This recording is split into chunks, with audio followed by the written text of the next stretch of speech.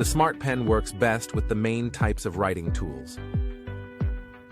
One is an A5-sized paper notebook. The other is a reusable writing board. Let's take a closer look at the A5-sized paper notebook.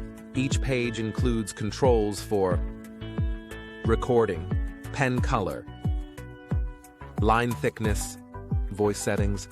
Once the smartpen is connected to the Ophaya Pro Plus app, these controls become active. The smartpen comes with an ink refill for paper writing.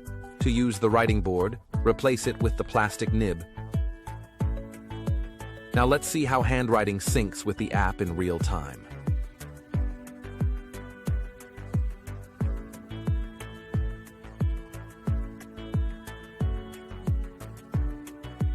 To adjust line thickness, simply tap the thickness icon on the notebook page.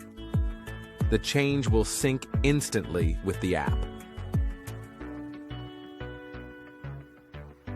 To change the handwriting color, simply tap the color icon on the notebook page. The app will update the color automatically.